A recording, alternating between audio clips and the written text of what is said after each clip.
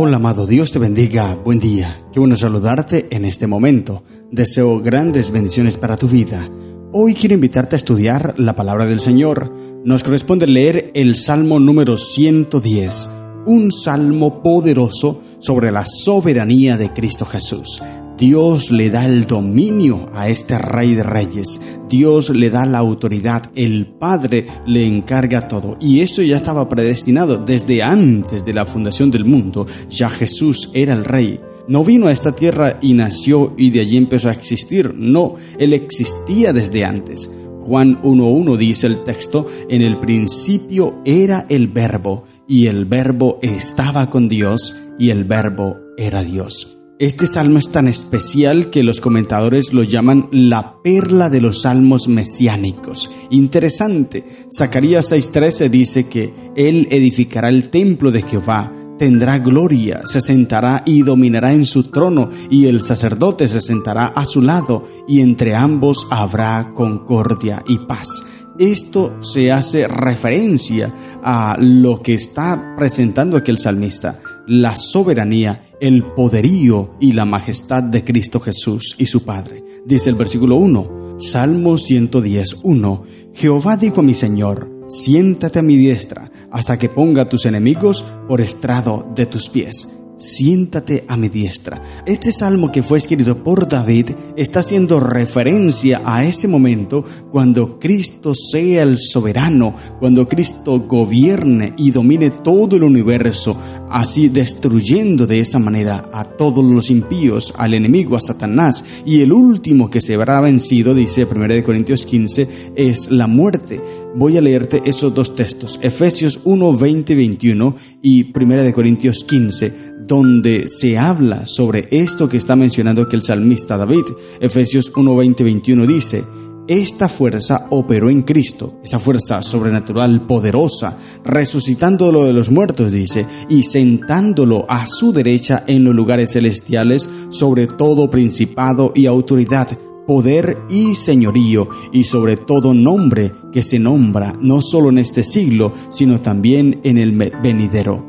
Cuando Cristo resucita de los muertos, ya hemos leído un texto bíblico que allí es donde hace referencia a que Jehová dice: yo te engendré hoy. Cuando Él resucita de los muertos, es constituido como Hijo de Dios. Ese título se aplica a ese momento. Romanos capítulo 1 así lo registra, dice el texto bíblico, Romanos 1:1. Pablo, siervo de Jesucristo, llamado a ser apóstol, apartado para el evangelio de Dios, porque Él había prometido antes por sus profetas en las Santas Escrituras, evangelio que se refiere a su Hijo, nuestro Señor Jesucristo, que era del linaje de David según la carne, que fue declarado, dice el versículo 4, Romanos 1:4, que fue declarado Hijo de Dios con poder, según el Espíritu de Santidad, por su resurrección de entre los muertos. Y por medio de Él recibimos la gracia y el apostolado para conducir a todas las naciones a la obediencia de la fe por amor de su nombre. Así que en ese momento, cuando Cristo resucita, allí ratifica y por completo recibe ese título de Hijo de Dios y domina sobre el mal, domina sobre Satanás. Allí queda destruida la serpiente antigua llamada el diablo y Satanás. Y dice el texto bíblico aquí de Salmo 110:1, siéntate a mi diestra hasta que ponga a tus enemigos por estrado de tus pies. Allí hace referencia a una costumbre que había en aquel entonces en las tierras orientales, de la cual el vencedor colocaba un pie sobre el cuello de sus enemigos como señal de sumisión de los vencidos.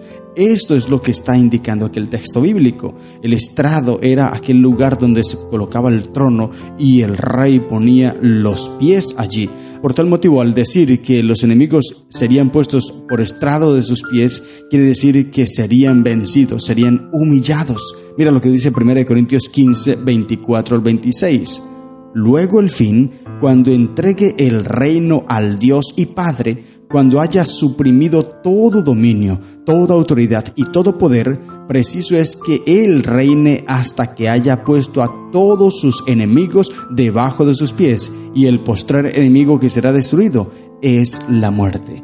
Cristo Jesús, cuando haya destruido por completo al enemigo, a Satanás y a todos sus secuaces, entonces dice Corintios que le entregará el reino a su Padre. Pero por el momento Él gobierna porque su Padre le dio el dominio, autoridad y reino. Eso también dice Daniel. El Hijo del Hombre recibe toda gloria, honra y todo el poder hasta que domine y destruya por completo y ponga a sus enemigos por estrado de sus pies. ¡Qué interesante profecía! Y qué maravilloso es saber que Cristo Jesús, aquel verbo que se hizo hombre, que se humilló, que lo ultrajaron, que lo maltrataron, que lo condenaron, que lo crucificaron, que lo humillaron, se burlaron de él, finalmente vendrá como Rey de Reyes y Señor de Señores a poner a sus enemigos por estrado de sus pies. Todo aquel que se burló, lo menospreció, todo aquel que lo humilló, será destruido. Y esto no es porque Jesús sea odioso o porque a Jesús le guste vengarse o porque Él sea airado. No, simplemente porque Él es justicia, Él es juicio y Él ha declarado en su palabra la verdad. Todo aquel que no lo quiera seguir, todo aquel que no quiera obedecerlo, entonces será condenado. Eso lo dice Juan capítulo 3.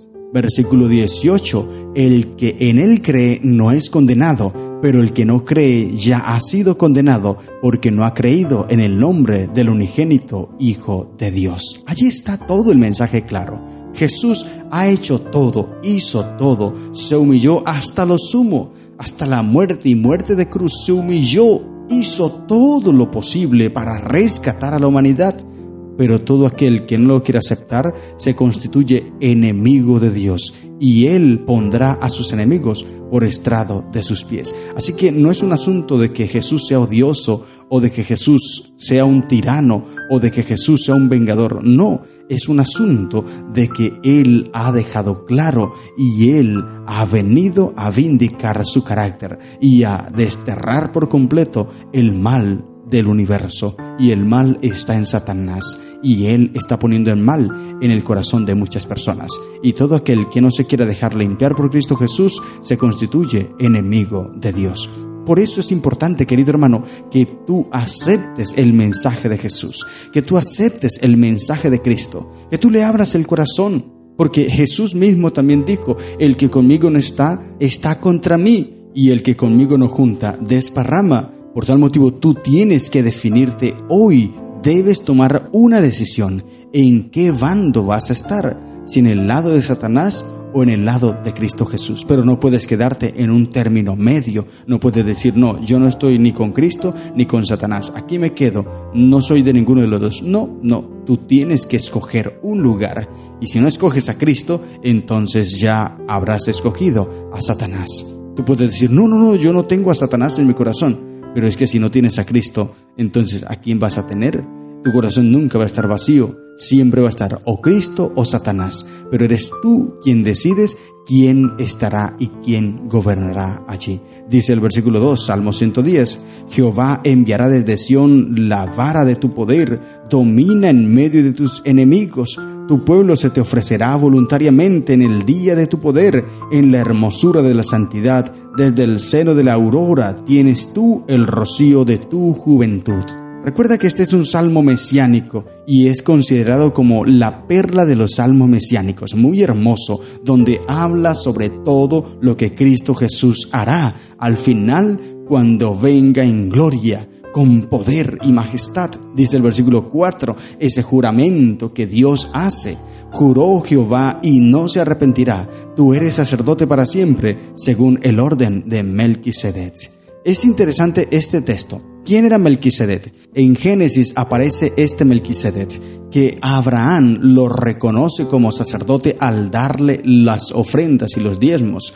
Eso hace que el orden o el sacerdocio más bien de Melquisedec sea más elevado que el de Leví, de los levitas. Recuerda que los levitas, la tribu de Leví, fueron los escogidos para ser los sacerdotes.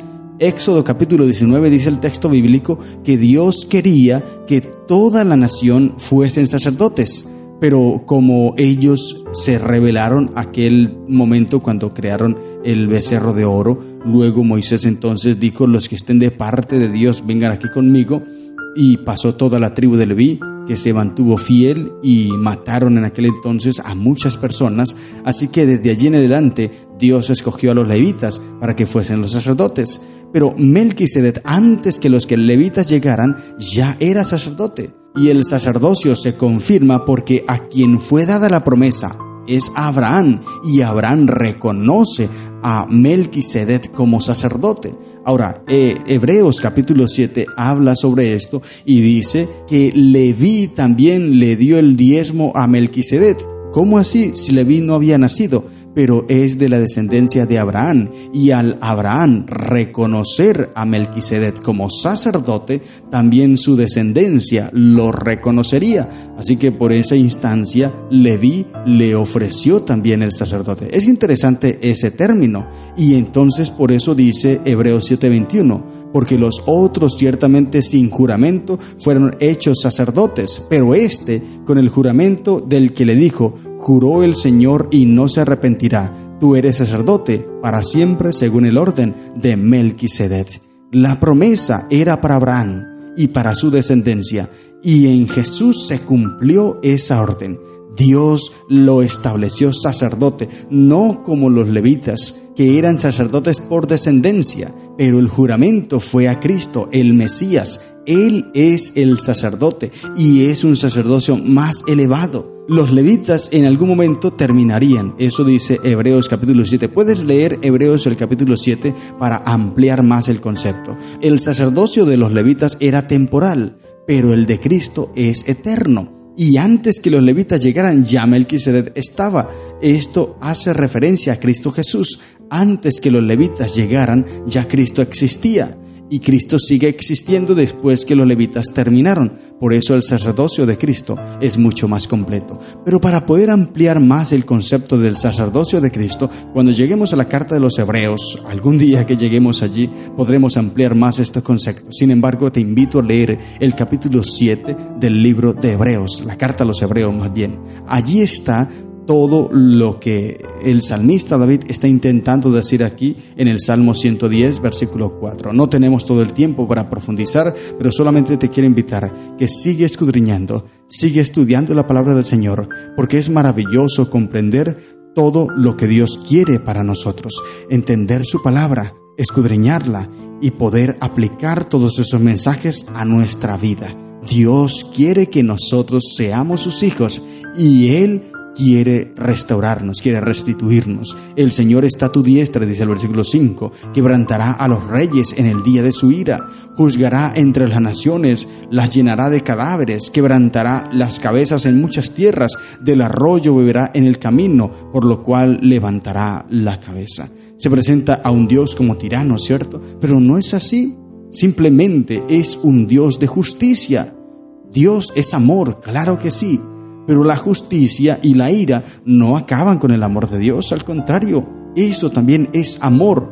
Amor porque Él quiere exterminar el pecado, que es el que le ha hecho daño al ser humano. Satanás es quien le ha hecho daño a la humanidad, y también los secuaces de Satanás, todos aquellos que siguen a Satanás, que cometen pecado, que están contagiados del pecado, ellos destruyen y hacen daño a la creación de Dios. Por eso Jesús viene a dar justicia y juicio al exterminar por completo el pecado y todo aquel que esté contagiado por el pecado. Es por eso, querido hermano, que Él hace tantas invitaciones para que tú y yo dejemos el pecado y lo busquemos a Él y nos centremos en Cristo Jesús. Hoy Él te hace la invitación. No la menosprecies, por favor. Acepta a Cristo Jesús. Búscalo en cada momento. Entrégate a Él. Date cuenta de todo lo que Cristo ha hecho por tu vida y todo lo que Él hará. Y entonces reconócelo como tu rey, reconócelo como tu sacerdote y reconócelo como el soberano de tu vida, para que tu vida esté siempre anclada en Cristo Jesús y así puedas llegar a un puerto seguro. Estas son las lecciones que encontramos en el Salmo 110. Que el Señor te bendiga. ¡Feliz día!